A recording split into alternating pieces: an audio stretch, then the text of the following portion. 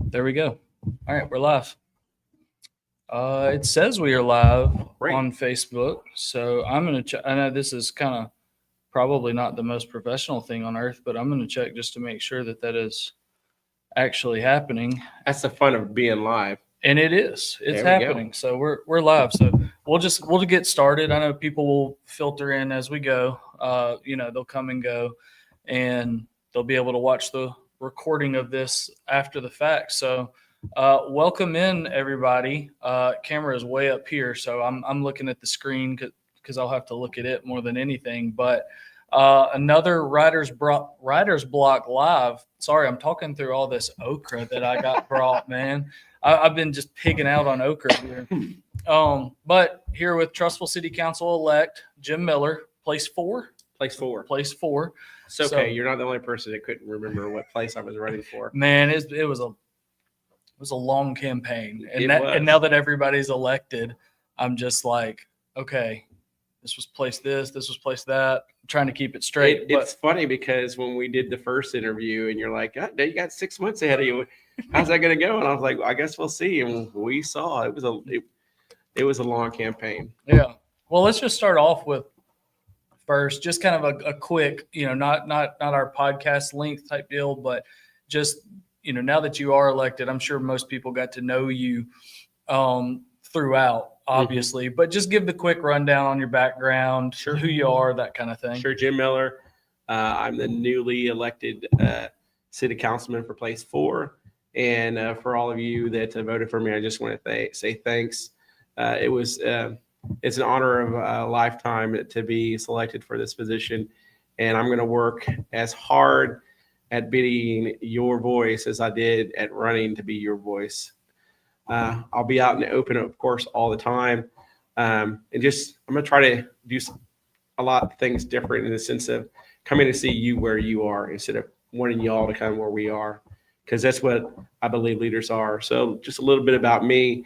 Retired from the Army after 21 years. My wife, Leah Sharf Miller, is from here in Trussville.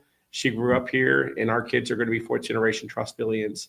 And so that was the most important reason why I ran. When I met her, I knew that Trussville was going to be my home. We were married here at First Methodist Church in Trussville, and I knew this was going to be my home. And so for the last 5 years I was in the Army, I knew where we were moving back to.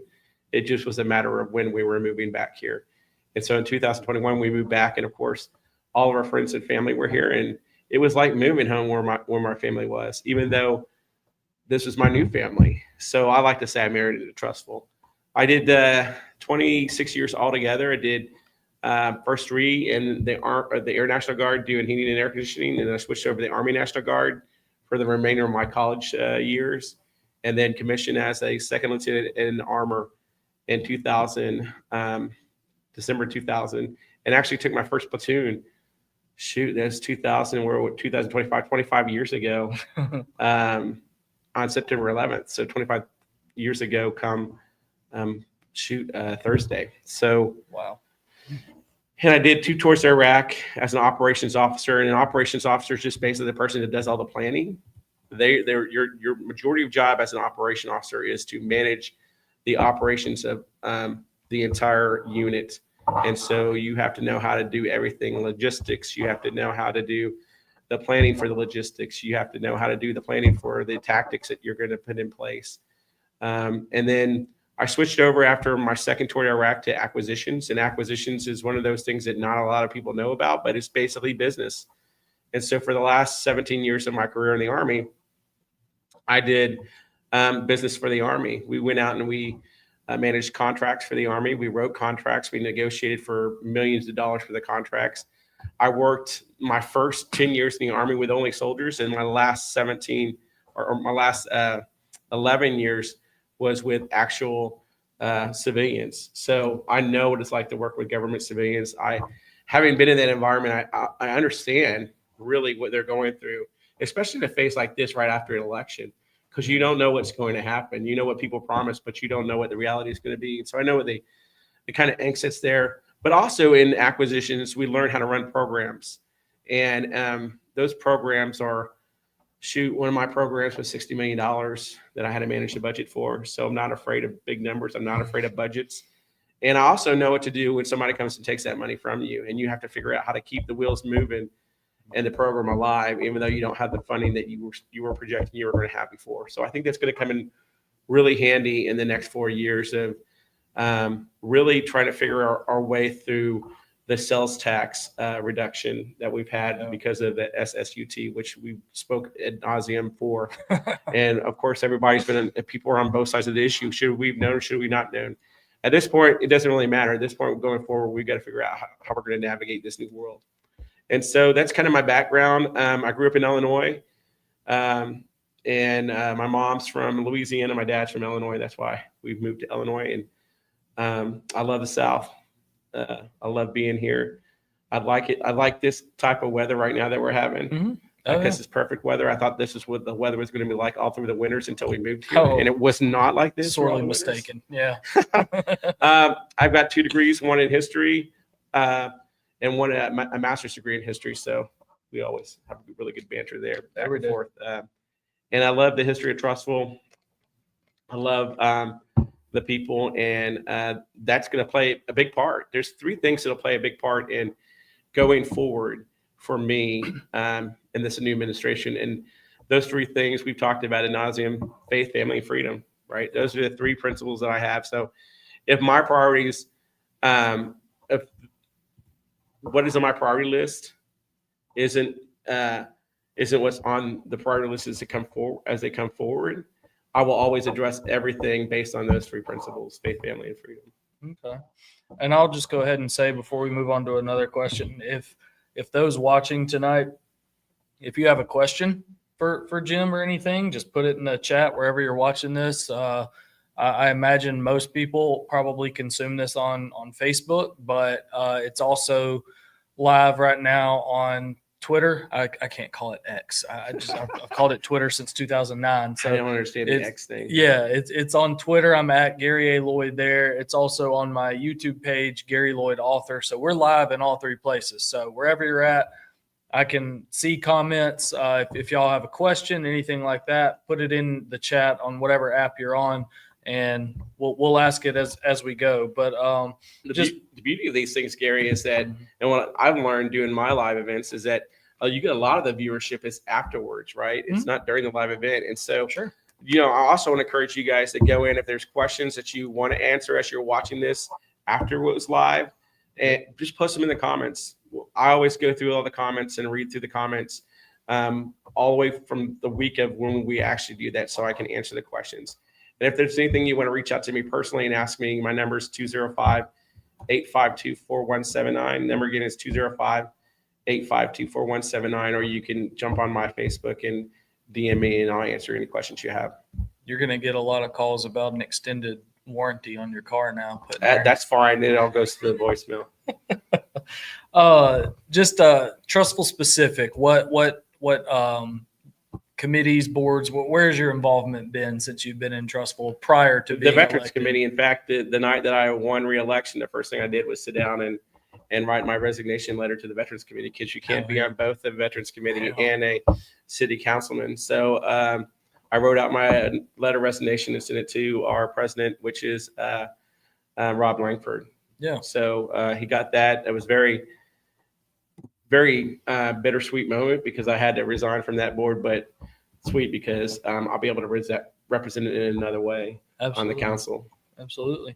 A question that I asked Brian Jackson, and poor Brian ended up the guinea pig of this live thing, and the audio was not great. Hopefully the audio is coming through loud and clear right now. Somebody who's watching this, I see there are people watching, drop me a comment and just say audio good, audio bad, something like that. Yeah. Just so we 5x5. Yeah, just so we know. So just give us a little engagement there on the audio. But something I asked Brian that I'm going to ask every new council person, even Jamie as well, being the incumbent. Let's see if the comment. Let's see. Oh, it is Brian. Said hey, Brian, what's going on, buddy? Still a lot of fun. There we go. Mark, thank you. Audio's good. All right. Something that I did ask Brian Okay, there we go. We got some comments going. There we Great. go. Audio is great. Thank you, Suzanne. Is what is something that you are looking forward to the most now that you are elected? I think the thing I'm looking to forward the most is that when people come to me with challenges and things they would like fixed, I can actually do something about it. Mm. I've been approached by a lot of people already that they've come to me and said, these are things we want to fix. And knowing that as a member of the council, I can actually do something about it now is the most important thing. It's the thing I'm looking forward to. It's one of the reasons why I ran. In fact, I would say the most important reason why I ran was because I wanted to be the voice for the people that I felt they didn't have. And I will be that voice for you if you let me. Absolutely. On the other side of that, what are you looking forward to the least? I mean, it's not even looking forward to the least. One of the things that biggest challenge, something like that. The biggest challenge is always every leadership challenge. And that's understanding that you're going to have to say no. We as parents, we as leaders, we as family members always know that there are boundaries and you've got to say no at some point in time. And it's okay to say no. In fact, I was telling this to Jack the other night, my son Jack, and I said, sometimes the answer is going to be no, not because I don't love you, but because that's the right thing to do. Sure. And that's probably, we're going to have some difficult challenges ahead. And I think that the team that we have on board are going to be able to address those challenges that we have. But we have to, we got to use that P in leadership, which is personal courage, and just stand behind knowing that we're doing the right thing. But we also have to communicate that to the public so that they know they've been given the opportunity to understand what's going on and been part of the solution. Yeah. What have you, since we talked in when did we do that podcast? February 7th, I think. February. That's so long ago. Obviously, you go through, you announce, we did that so people could kind of get an idea of who you are and why you're running and that sort of thing. Now we're 2 months out from being sworn in. Yeah. What have you learned about city government in that time that maybe you didn't know before? Something that's maybe surprised you or something you've had to focus on more, something like that? Well, I think the biggest thing I learned about city government since that period of time is more about municipalities and how they run, and specifically how our municipality runs, and what the duties are and responsibilities. So I'm very versed in the world of authorities and responsibilities. And just because you have the authority and responsibility to do something, it doesn't mean that you can't delegate that authority down to somebody. The only thing you can't delegate down is the responsibility to do something. And so I think that that's one of the things I'm learning right now. As soon as I was elected, one of the first things I did was go and start digging into what's the mayor's role in our city. Yeah. Because I did before look at, what is the breakdown of a municipal government for, I think we're a class 5 system, and how does that equate to the divisions of powers between what the city council's job is to do and what the mayor's job is to do. And so there were some surprising things that I found out that I thought I knew what the answer was, and I didn't. And you know this, Gary, because we're both history guys. And because we're both history guys, this means we're nerdy to the fact that we go and research. We want to know what the answer is, not from like somebody else's third point of view. We want the primary source of that answer. Yeah. Because if the primary source is not there, then you're really going on maybe. I mean, it just comes down to a maybe. And the thing with a maybe is that we know that that's where you get reconstructive history, right? That people get really upset about because you didn't teach me this history. Well, because we didn't have that evidence. And now that we have the evidence, it changes the perspective in the picture of the whole thing. And we have to, as intellectuals and as just individuals and smart people, we have to change our mindset based on the evidence that we have. So, of course, I'm digging through everything when I can. And as I dig through and look at more things, I go, oh, no, I did not know this. And that's one thing about me, too, is I will always say that I don't know, and I'll go find out. And I will always say, if I say something and it's wrong, I'll come back and say that was wrong. Yeah. This is what I found. This is the right thing. It's just part of the integrity that I have. Sure. Do you feel like, maybe not yet, I don't know, maybe not at all, but the approach to campaigning versus the approach to now governing, I guess, in a way you would say. Does your approach change at all? No, and the reason why it doesn't change is because I mean, okay, so you look at like a politician like Trump, right? And Trump runs in a certain situation, runs in 16, and he his is very different campaign. It's not a politician's campaign. It's a very authentic campaign. And then people think, well, now that he's going to govern a different way. And I kind of thought the same thing. But he didn't. He governed almost the same way that he was running his campaign. And I think the reason for that is because he was authentic. And in my mind, no. I was telling somebody this, me and my best friend were talking. I'm just not a politician. Yeah.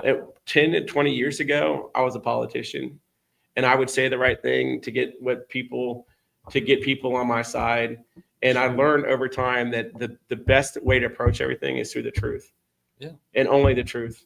And if you come at it from the truth perspective and you don't make it personal, then things are fine. Then everybody can be on the same team. I know one of the things that was said about me during the campaign was I'm a hothead and I'm not going to be able to work with anybody, which was really strange for an Army officer that retired as a lieutenant colonel to hear, because you don't reach that height of the Army being a hothead, and you don't reach that height not being able to work with anybody. You have to work with people every day. So I realized that probably a perspective for most people was, I wasn't going to be able to work with the people that were either going to be reelected or be in that office because they didn't see us chumming around or whatever. But in my mind, it all comes back to one thing, and that's Trussville. Just like when I was in the military, I worked with people I did not like. Sure. I worked with people that were very different from me. They had different objectives than I had, but our one mission was the same, and that was to make sure that our country was free and to take care of America. Yeah. And in this instance, as long as you're working for Trussville, we're going to work great together. If you're working for yourself, and you're not working for what's best for Trussville, then we're just not, and across the spectrum. Yeah. And so and that was how I ran my campaign, was let's put Trussville first.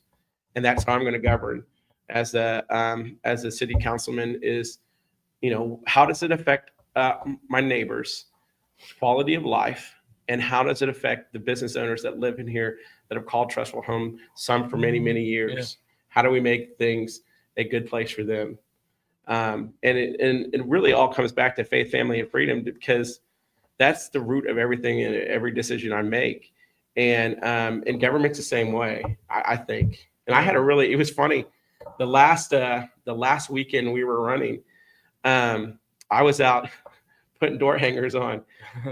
And I'm glad I did now too. 350 votes. I put every door hanger on. But we were out putting door hangers on, and I ran into one of our neighbors, right? And we had a really good discussion. And she asked me a point blank question of whether I was conservative or not, and then asked me other questions of how I was going to run. And I just basically said, it's very easy: faith, family, and freedom. That's where I stand on every issue, and that's where every issue comes back on.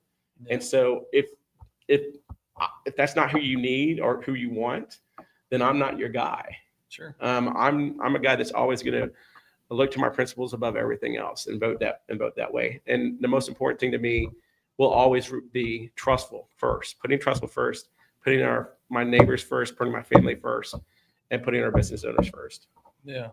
How much were you sweating on election night? Because we got those first 3 precincts like within 20 minutes, and you and Mildred were insanely close. How were you spending the time? Well, it's like everything else, right? So I'll tell you, and we talked about this when I came on board for my first interview. And one of the things with that is in the last 2 years, I've really become closer to God in my walk with God. I've become a follower of Jesus instead of a fan of Jesus. And the toughest part to me about being a follower of Christ and a follower of God is that you have to put things in his hands that you can't control. And it's very difficult for a type A personality guy like me that wants to be in control. I know that I can't be in control of a lot of things. And so the last 2 years, I've learned to do that. And even on that night, I was just going, I thought this is what you wanted me to do. I mean, what's going on here? Because I thought it was going to be a larger spread than that. But Mildred was a great candidate. Yeah. She had a lot to offer Trussville. She still does. Yeah. I hope to see her come in and help. She's still a member of my church, and we still go to church together. I saw her Wednesday night right after that. So, Oh, yeah. yeah, I think that it was the most difficult thing was going, how are the two smallest precincts taking the longest amount of time to count their votes? I think that was the most stressful part of it. And so, yeah, I walked outside and I prayed and said, hey, God, whatever you have in store for me, it's fine. Yeah. This is yours. And then I came back inside and you guys rambled on some more and I went back outside. We did ramble on. We had to. And so, but I enjoyed it. I thought you guys did such a wonderful job providing that alternative place for us to go, for people in Trussville to go see elections returns come back. And I'd love to see you do that again in 4 years. And I'd also love to see a grander, probably more live event like we're doing now for the candidates to debate. I'd love to have an alternative than what we had. It's okay to have people come in and answer questions, but to me, it's always more democratic if you do it more as the town hall, and you allow people from the city come in and answer those questions instead of somebody just sending something on Facebook. Because let's face it, I was telling Jack this the other day too. We don't know what we don't know, right? Sure. But what we do know is that there are a lot of bots out there, and there are a lot of fake accounts. I learned a lot about that this year, this summer. There's a lot of fake accounts out there. And there are a lot of fake people that will ask questions on Facebook that they will not ask in person. And that was the toughest part about this whole process, Gary, has not been the campaigning. It has not been getting to know my neighbors. The toughest part of this whole process has been the fact that there are folks that are in positions in leadership positions and trusted members of the community that will get behind their account, and they'll try to slander you. And to me, that we cannot do that as members of our society and still expect good people to run and still expect to have good government. Sure. Because no one wants to run for a city council seat and have their integrity impugned. Sure. And have their name dragged through their mud just because they're running for a city council seat. And there are things where there's a truth, right? Yeah. And there was a lot of truth that people handed me to hand out, and I didn't do it because it just was not worth it. I didn't want to win that way. But there were a lot of folks that tried to slander me in a way that really, the last week of the election, that was the toughest part, brother. I bet. It was the toughest part because we had people coming at us at all angles, and we had rumors upon rumors that they were going to, and then I had to really sit and think, how's this going to affect my kids? How's this going to affect my wife? That's number one. And because family is most important to me, this city council seat is not more important than my family. It's not more important than God. So that's, to me, that what we've got to get to in a community is kind of like we were talking about after the election. There's a line you don't cross. Mm-hmm. And when you're trying to slander a person and basically commit character suicide, you cross the line. And so I hope that all my neighbors hear me and saying, I'll never do that. I hope that in their next election, we learn from this election not to do that, because we have to become neighbors afterwards. We have to come back and work together. And in order to do that, you can't really ask somebody to be your friend after you tried to basically say that they're the worst thing since the devil. And that's the last thing I'll say about that. Well, there's a place for objectivity, right? Like I can agree with you on something. I can disagree with you on something without making it personal. Yes. And we heard that during this particular election in Trussville. You hear it in every election everywhere else. Every election has its own personality, regardless of the municipality, the state, country, certainly.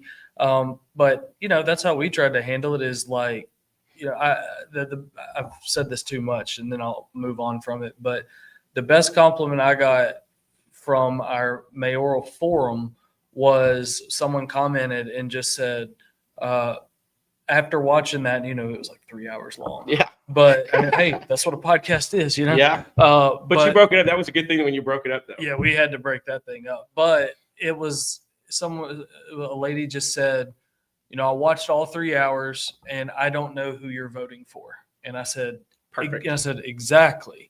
It's like, I like to think about it like a basketball game, right? Those, Ben, Lisa, and JT, those are the players on the court. I'm the official. When the game is over, you shouldn't be talking about a call that the official made. You should be talking about the players and the plays they made in the game. Yeah. So, that was it. How much of that do you think comes from just your background of being a historian? Well, journalism predated being into history. So you're an old school journalist then? Yeah. I minored in American studies. Mm-hmm. I didn't know at the time.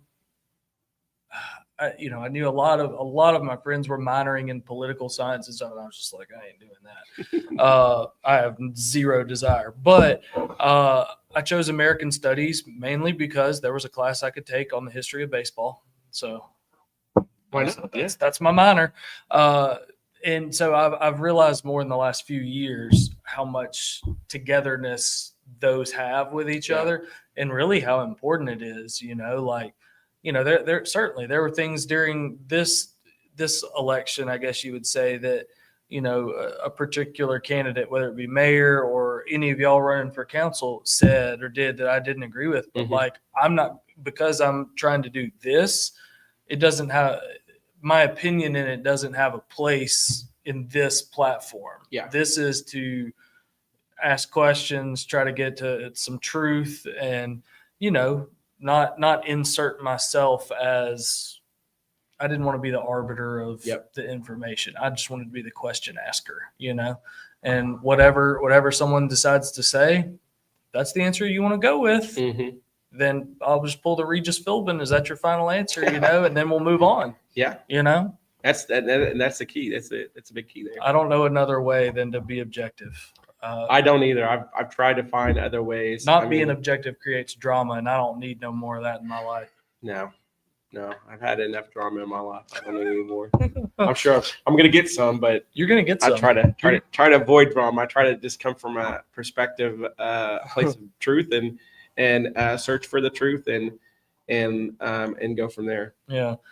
Just another quick reminder. I see we've got some more numbers in here watching right now. Wherever y'all are watching this, if you do have a question for Jim, just put it in the chat. I'll see it, and we can ask him. So if there's anything you want to know about, about his background, about Trussville, what he thinks about this or that, just drop it in the chat. What's a good recipe for fried okra? Ask his wife, because I've got it over here, and this is going to be the shortest podcast because I'm headed back to that okra here in a little bit. Campaign, a lot of talking. Yep.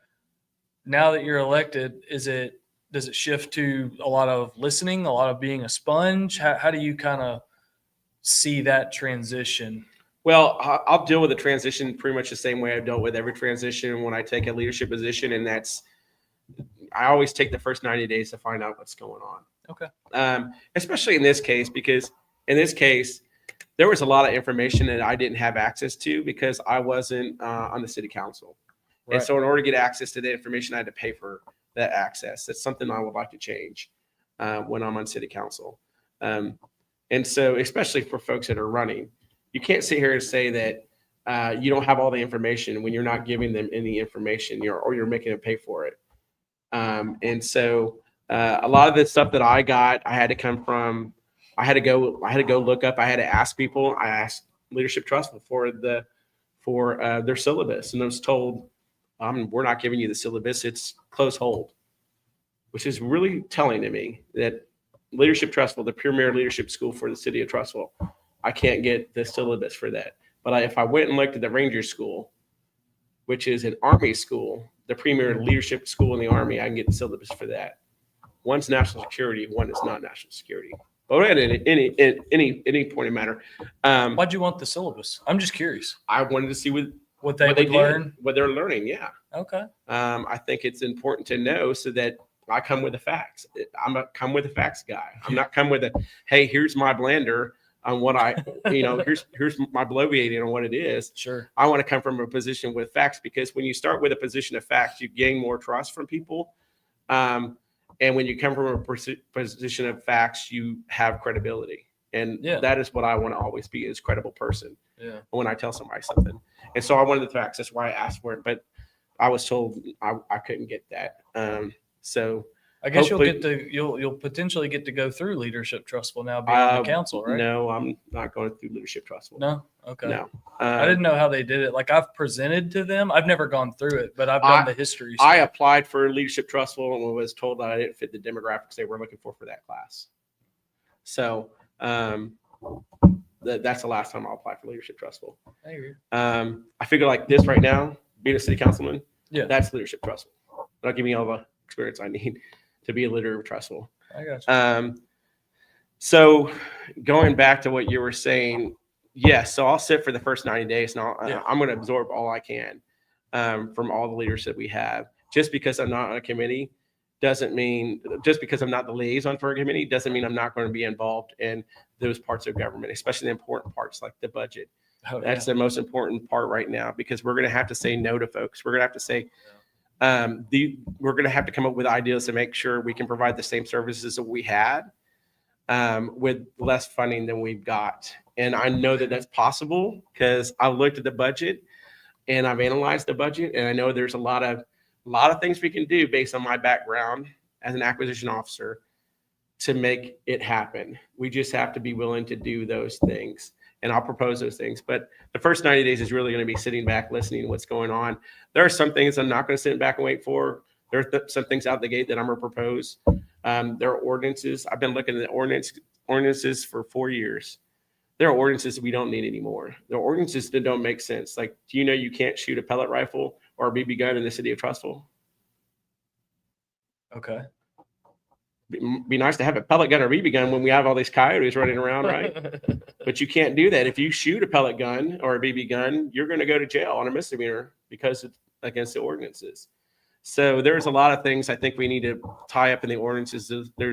I really would like to see us go to a zero-based budget. So I'm gonna propose we go to a zero-based budget. What does that help me with the money aspect? What does that Zero-based budget means we start at what money we made last year. So we can look and say, this is how much money we made last year.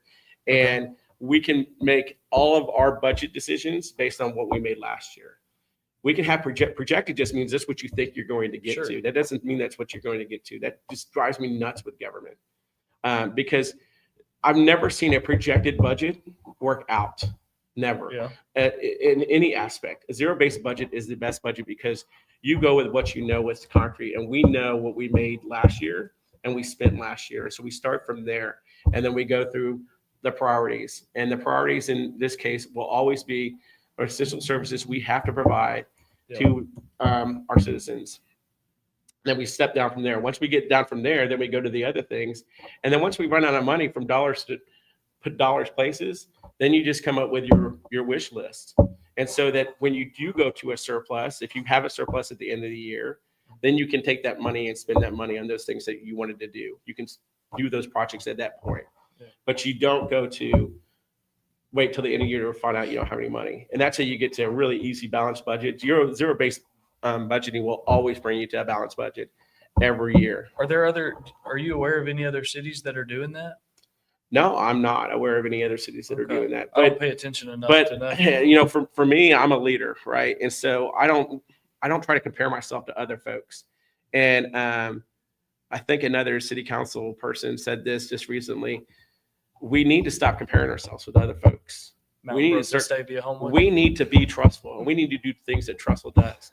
And that's what leaders do. They look for solutions. They don't look for reasons to say no. And so that's a solution to the problem that we're having right now. How do you as because y'all will be a collaborative group, like I don't know how it works, like with, Ben Short's going to be the mayor, and then the five of y'all make up the council. I don't know how it works, like who introduces what, how all that happens. But if you, as one city councilman out of five, want a zero-based budget or anything for that matter, how do you make that happen? Is it something you try to present in a Yeah. workshop type thing? Like, how does it? So that's the first place you would present it. You'd present it in a workshop, and you would talk about that in a workshop. And then you would decide as a council whether that's going to move forward to an actual vote, right? But any city council. What role does would the mayor have there? The mayor doesn't have any role in it until it's voted on. And once it's voted on, the mayor then can veto it if the mayor doesn't want that. Is that if it's like a 3-2 vote where it's close? The mayor, I think, and this is one of the things where I was saying, I thought I knew, but I didn't know. Okay. But because Alabama is separated in different, based on your form of government, which is based on how large your city is, Right. we're a mayor council, so the mayor doesn't have a vote. Right. The mayor can, but I think the mayor can vote during a tie, and the mayor definitely has the right to veto anything. So Mayor Short elect can veto anything that we pass, and then if we wanted to push it over, and we just have to have, I think, 3/4 of the vote in order to override his veto. I'm probably wrong about that, but because again, I thought this and it was wrong, and so I went back and looked at it again, and I looked at it another way. And so those are things I think I'll learn as I go, and if I'm wrong, I'll come back and say, "Hey, look, I was wrong." Learning, But that's something Brian said the other day that has stuck with me. And I know it's a quote from somewhere else too, but he said, and I think he was talking about initially running, I think, for school board. Don't want to put words in your mouth, Brian, if you're still watching. Correct me if I'm wrong, please. But he didn't think of it as winning or losing an election or being appointed to a board. He said, I'm either going to win or I'm going to learn. Yep. So I like that. I mean, that's with anything. That's everything. Everything. That's everything. I've never stopped learning how to be a leader. And the reason for that is because you never stop learning how to lead. Even great leaders never stop learning how to lead. Yeah. And to your point, the biggest thing is there are going to be certain things that I say that I'm going to go, no, this is the direction I want to go, and let's vote on it. If I have the authority to do that, I don't know that I do yet, but I will. If I have to be the one person to do it, I will do it. I think there's a case in point that's going to come up pretty soon. If I have the authority to do that, I'm going to do that because it's not about politics to me. But there are also, I have to also, as a person that's on the council, if I want to be able to work with other counselors, I have to convince them that it's the right thing. But that's leadership, any leadership you do. When you want to go on vacation with your wife and your family, you have to convince them that your idea of what you want to do on vacation. Just tonight, what do I want for dinner? I have to convince my wife that's a better place to go. Or we were talking about going to tomorrow night is Downton Abbey's screening. Oh, yeah. Special screening. I love Downton Abbey. I'm going to miss it when it's gone. I'll probably be crying tomorrow night, so don't call me because it'll be over for good for me. I'll watch the final one they'll ever make. But just trying to decide where we're going to have dinner and convincing them. So that's part of everyday life. Sure. You have to just every relationship is convincing people that what you want to do is the right thing to do. But that also comes from credibility of knowing the right thing to do and being the person that understands that this is the right way to go. What if on the other side of that, whatever it might be, I'm not talking about budget, just anything. Yeah. If there's something like that you're trying to convince or you're trying to persuade, whatever, you want them to go with a certain topic the way you're thinking about it, and and it goes against you. How do you react to that? I mean, it's a democracy. That's the beautiful thing of a democracy, man. Is that we're not always going to agree. I love that about our system of government. We all come from it from a different perspective, and our experiences are totally different. And sometimes we're just not going to agree, and that is not a bad thing. That's the crazy thing about our democracy is that we think that we all have to be on the same page, and we can't. We're not all going to be on the same page. If we were, we'd be a homogenous society, and we would not be as far as we are today. Because we're as far as we are today because we're not homogeneous.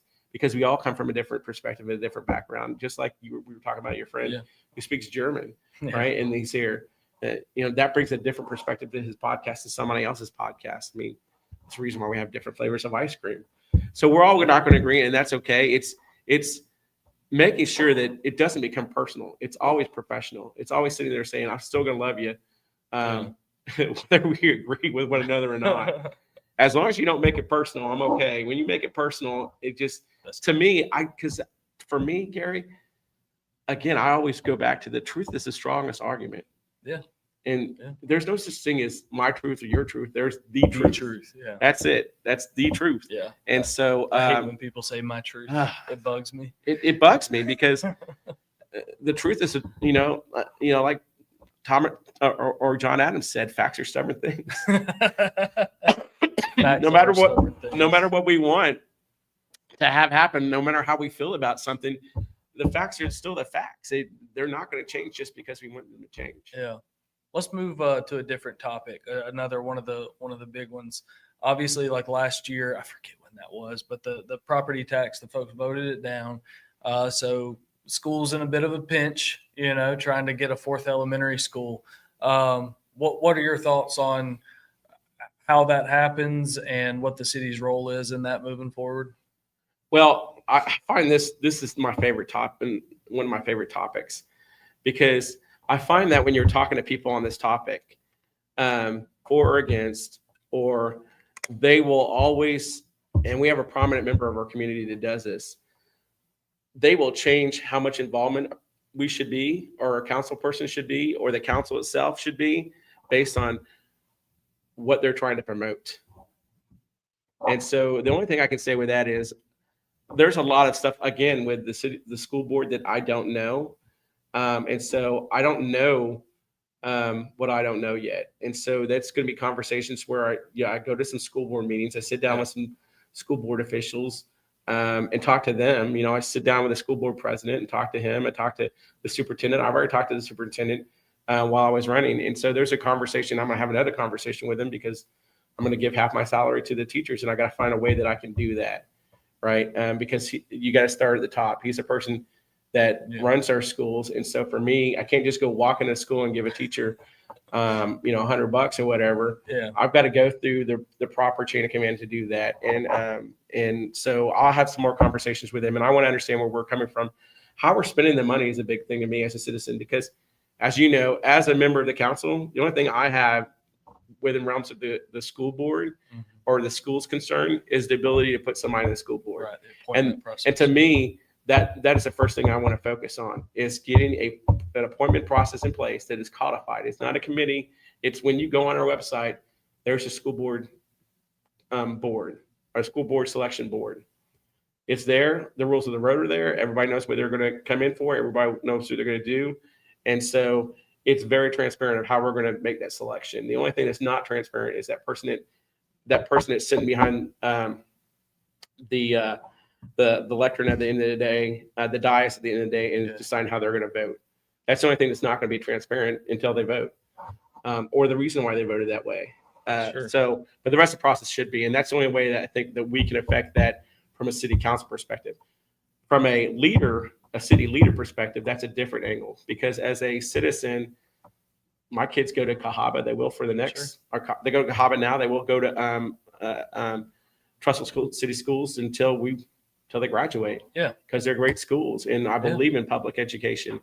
But as a citizen, that's why I would like to get some more information about how are we spending that money, and why are we at such a point based on observations, because perception is reality. And the perception right now to a lot of people, a lot of my constituents that I've talked to, the perception is we have a lot of money and we're burning our money. And that's money we could be used for something else. Now, there's an argument that, well, that didn't add up to $90 million, so we couldn't have used it on that. But if I save $9 million here and I save $12 million here, eventually all that money adds up.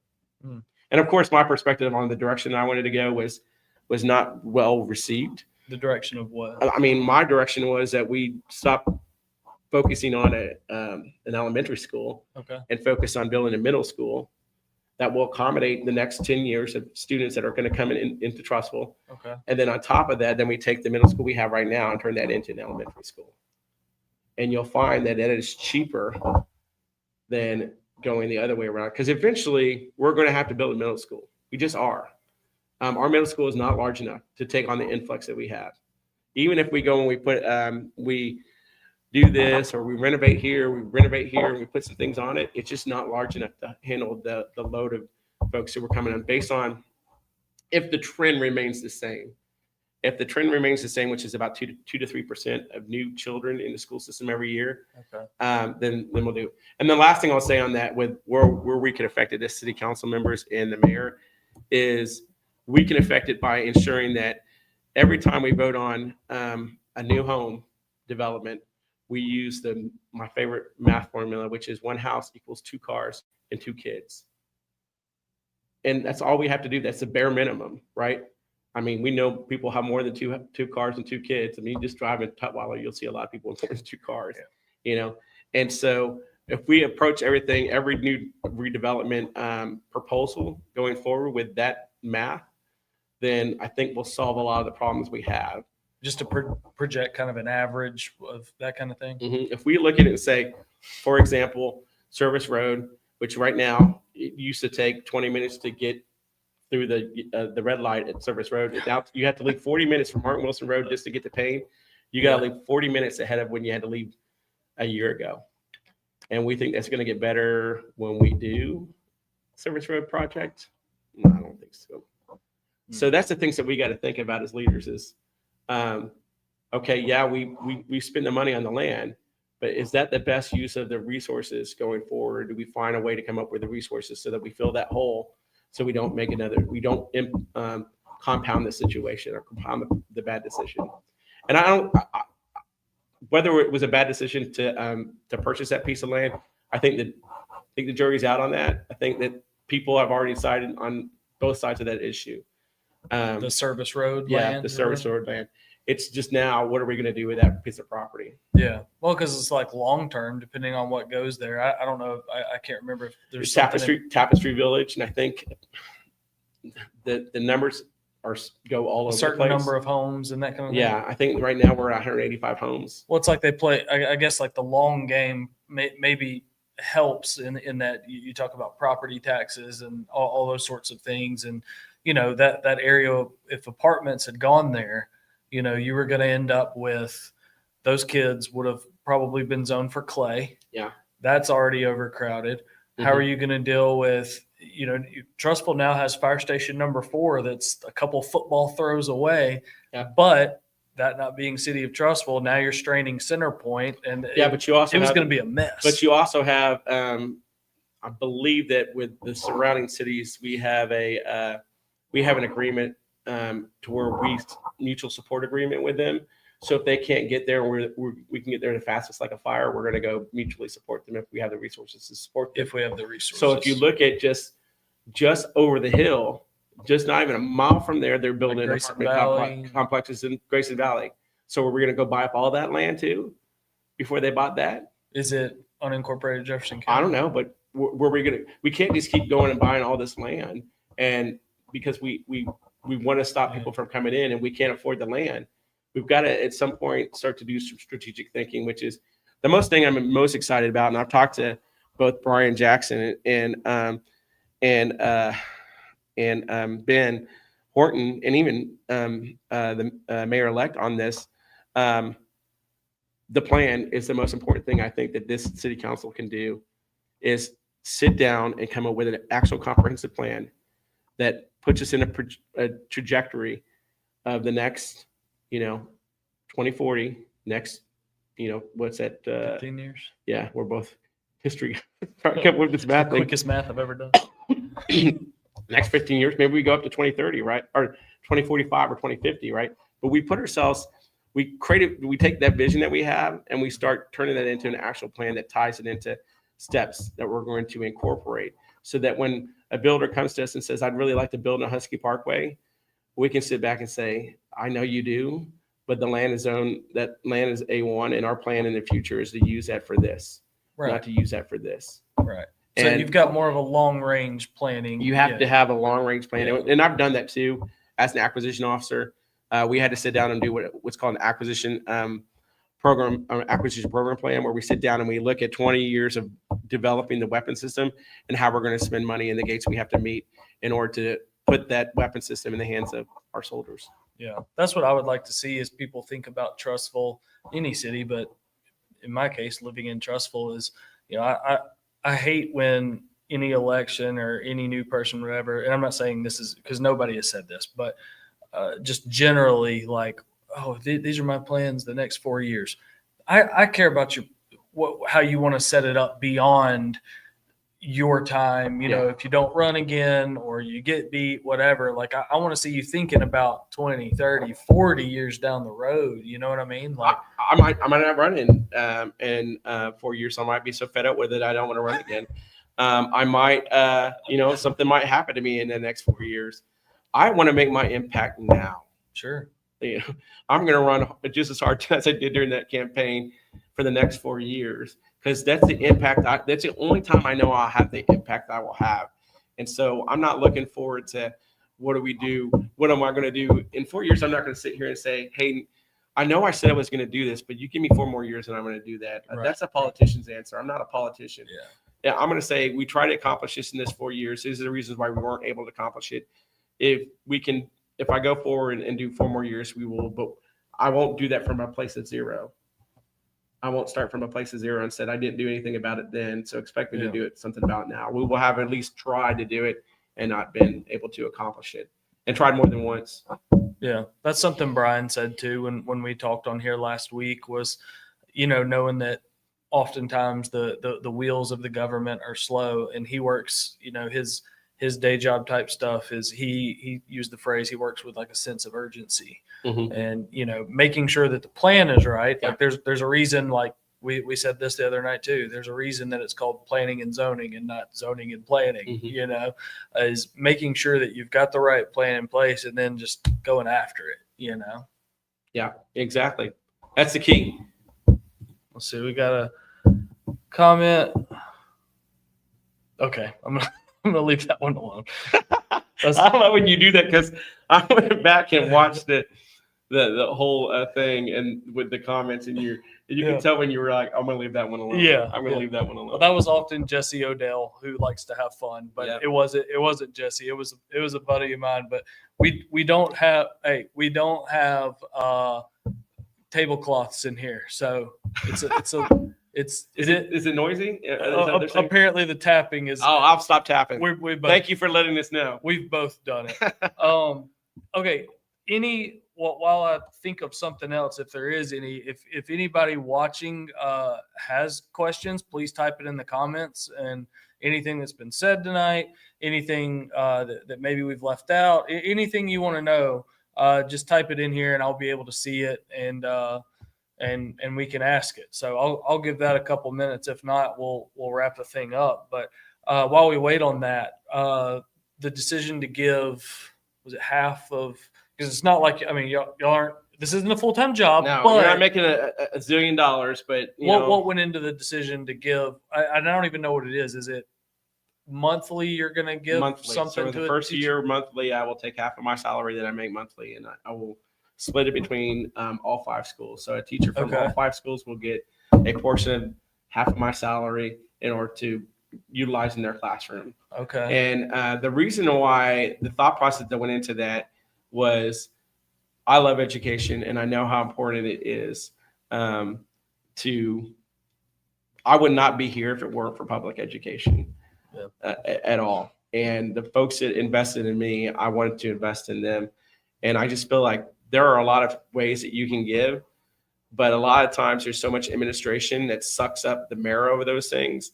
There's one way to give right now that you can give, but if you give it to them, then that teacher, it doesn't go directly to that teacher. They have to apply for a grant to get the money.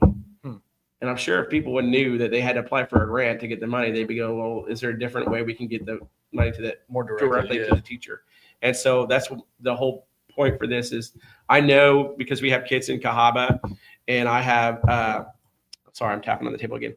I know because we have kids in Cahaba, and my nephew and nieces are in pain, that there are teachers that need things for their classroom, and they have to, if the parents don't pay for them, then they've got to buy it out of their own, take it out of their own money. And it's not a lot of money. It's not a fortune. I'm not Bill Gates here, but it's still something more. It's one more dollar that they're not going to have to spend on their own. And if I had more money to spend, I would give more money to them. But that's only, I know everyone, I had a lot of critics say I did it because I wanted to win the election. Well, it didn't work out so well because I didn't win by landslide. and I was buying votes, but that was a timing issue when those articles came out. I said for a month before that, I announced that we were going to do that after discussing it with and news media moves at its pace these days. with my wife, and we decided that's the best way we can continue to give back to our city. And it's also, you put your money where your mouth is. Like it in the Bible, it says very clearly that your treasure is where your heart is. And I believe that completely. We had one, not a question, but you can see it right here. Suzanne Richards said, I would very much like to see 15-year planning. Please, no more building on Service Road. Please do visit the schools. I will definitely visit the schools every chance I get. I know I'll be visiting Cahaba a lot because my son and daughter go to Cahaba. Definitely, I was just up there the other day. So I'm going to try. I will go anywhere people will let me go. And because that's what a leader does. They don't make the decisions in a vacuum. They go out and they talk to folks that are actually doing the work. One of the things that was asked of me during the forum was, how many of the directors did you go talk to? And I told them 0. And it seemed to be a shock to folks because they seem to think that the more authority you have, the better knowledge you have about the system you're running in. And having been a leader, I know that is the farthest from the truth most times. And so I always want to go to the people that are working on the ground. And that's what I did when I was running for city council. Is I went and talked to the folks that were in the trenches, because they will tell me what the leadership is like, because the culture tells you what type of leader you have running that entire system. And that's where I gauge a lot of my get a lot of my decisions from, is not from the people that are at the top, but the people at the bottom. I've been in enough dog and pony shows, and I ran enough dog and pony shows to know that you don't get the facts unless you just show up sometimes and you talk to the people that are actually doing the work. Yeah. Okay, I like to read them before I throw them up Sure. on the screen. But that was Suzanne again, said Cahaba is great with great teachers and a great principal. Joy Tyner is fantastic. She is. She asked me a while back. We were doing a Cahaba Homestead Heritage Foundation presentation or something outside, and she just came up to me and she just goes, when are you going to move into my school zone? Because we had a little one that was about to start, and I was like, not soon enough. But anyway, Suzanne said, I subbed the last 2 years and taught for 26 years. So. Thank you so much for your service, Suzanne. That's a big deal. I mean, not just to have taught that long, but then to sub as well, and continue to give yourself over to the next, what is going to be our next generation. That's where we're building the bench here. And the schools are very important to me. And not just because it's the economic engine for our town. It's because we're building the bench of our town. Our kids' love for this city is going to come from the institutions they learn to love the city from, not from just coming out of nowhere. And our teachers spend the most time with our kids than we do at some points in time. Yeah. So I just want to thank you for your service in that field. Anybody else got a question? Or if y'all don't put a question in this chat, we're going to wrap this thing up so that I can get back to that okra over there. I'll eat it at room temp, cold. It's good. You got to get it while get it while it's good. We were talking about Thank you, Leah. You got to get it while it's hot, because if you don't get it while it's hot, So good. There's no such thing as leftover okra. One, because if it's leftover, it wasn't good to begin with, right? But two, it's just the saddest thing in the world if it's really good as leftover okra, because it'll never be the same as it was then. Yeah. It's kind of like everything in life. The best things don't last forever. I mean, I know. I'm just gonna out myself a little bit, but like I know we talked about Cracker Barrel earlier, and it's like if I went and I get like the fried chicken, it gives you 3, vegetables, because fried okra is a vegetable. It's fried, but it's still a vegetable. Hey, I'm just going, like macaroni and cheese. I'm going mac and cheese and double okra every time at Cracker Barrel. So. Let's see. We had one more in here. Another comment, not a question, but DD Markle said, I like this setting. Great job, Gary and Jim. Oh, I love it, DD. There's a couple of my favorite places in the city, and the library is one of those. That is where we are, if y'all did not know. First Baptist Church is one of my favorite places to be. First Baptist Church, Trussville. That's where I came to know came to have a better relationship with God was through First Baptist. And I love going there. I love being with my church family there. I love my home. I love being with my kids, surrounded by my family. It's just probably the best experience I've ever had in my life as being a father. And I love this library because the places where we learn, right, our school and this library. And a lot of people don't realize that Andrew Carnegie gave 95% of his fortunes to provide us with libraries in this country 100 years ago. And he did that because he owed his wealth, all that wealth he made, to the fact that people would loan him books, and he couldn't go to a library to get books. And so he wanted to make sure that every person had an equal footing in becoming wealthy by having the access to information. This is my buddy Justin. He was the one who alerted us to our tapping. Oh, we're still tapping too, aren't we? But he said he gets in. Justin, he won't mind me saying this. I don't think he really enjoys this kind of stuff, and so when he says he's enjoyed learning more about Council-elect Jim, I know that he's really paying attention. Thank you, sir. Thank you. I appreciate that. If you want to know more about me, look, I'm an open book. I'll come have, I'm just a neighbor. I'm just your neighbor. I'm a member of the community. I'm completely accessible. Just give me a call. Say, hey, can we have lunch? I'm blessed. God has blessed me and my family with giving me the ability to work a remote job. And so I can take off for lunch, and I'm right here in town. And I always want to go to somewhere local so we can support our local businesses. That's my only catch if somebody asks me to go get breakfast or go have lunches. Let's do it local here, because we have so many great places we can go to eat. Henrietta's is one of my favorite places to go. Man, I love Henrietta's. No free shout outs, Henrietta's. No. But that seemed like a good time to put up Lynn's comment. Do you still plan to leave Trussville for chicken? I don't know if that's directed at me or you. Is this an inside joke that I'm on the outside of? No, I told you about this joke. It's not even a joke. What am I missing? The best chicken in Trussville was, and I'm not saying this because I'm forced to say this, was Cafe Main's chicken. My father-in-law made the best chicken in all of Alabama outside of Lee's Famous Recipe for Fried Chicken that's over in Jasper. So, yes, from time to time, I will cheat on Trussville to go and get the chicken over there, because it is better than Jack's Chicken and we don't have I'd love to have a Popeyes here. I'd love to bring the one from Center Point over to here. I'm glad Bojangles is gone, because I'm not a fan of Bojangles. Oh, no. No, I am so sad that Bojangles is gone. Oh, not me, man. I love that. That Cajun filet biscuit. Oh, what is that? I love it has its place. Well, this is one of those things that we talked about, right? Where we're getting into the issues. The issues. We don't always have to agree.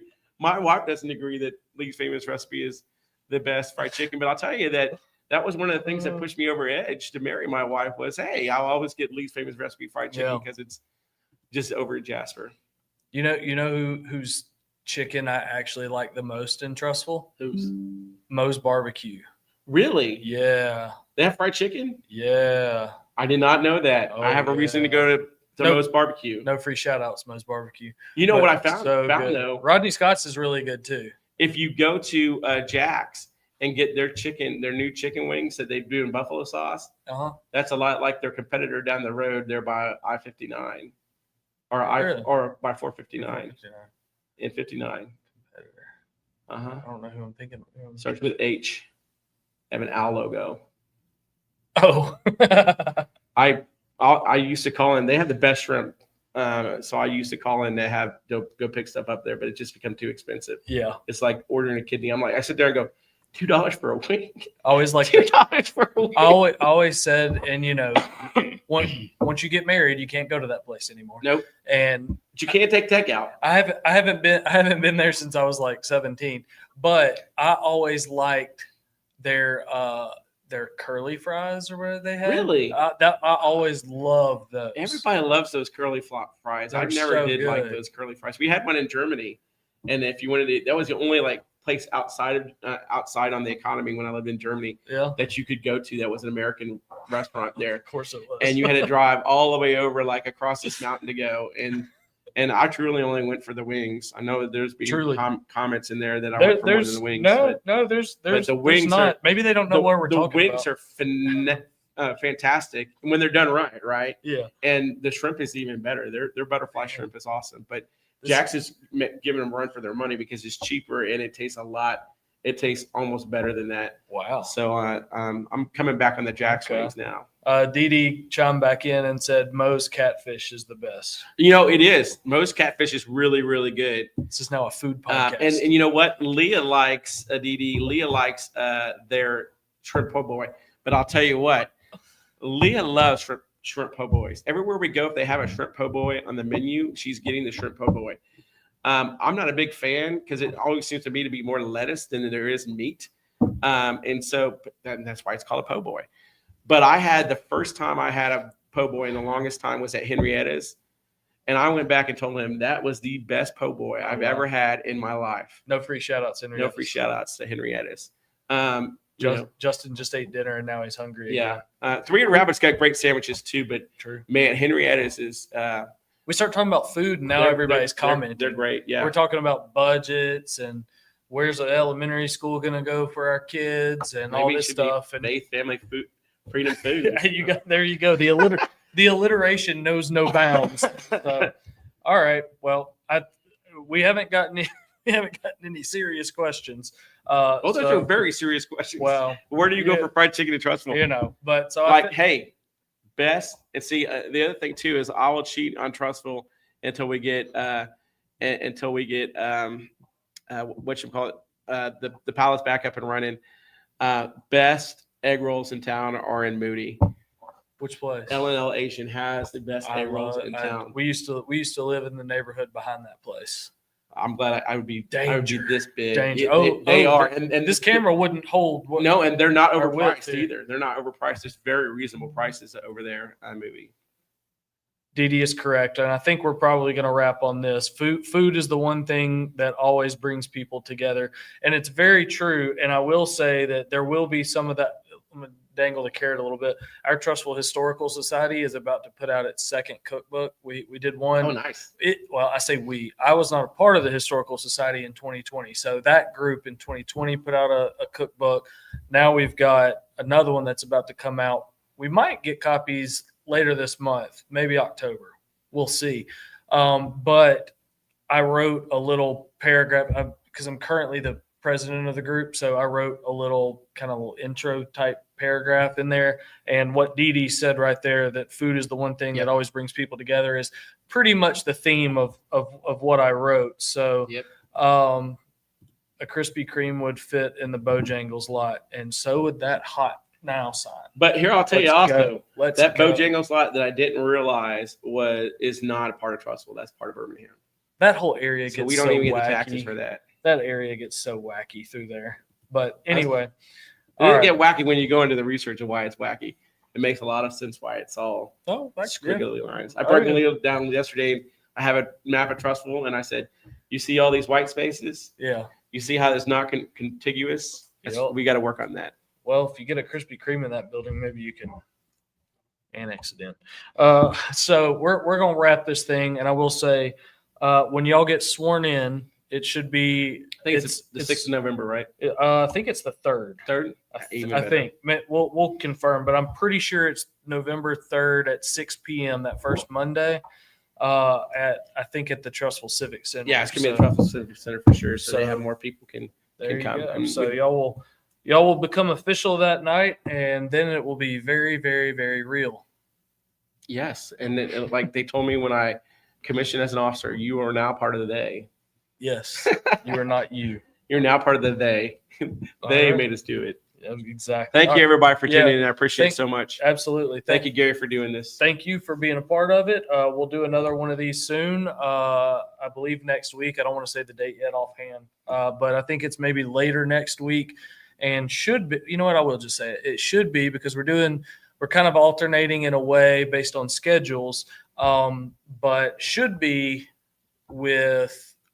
He's still on Trussville City Council, but will be outgoing City Councilman Alan Taylor.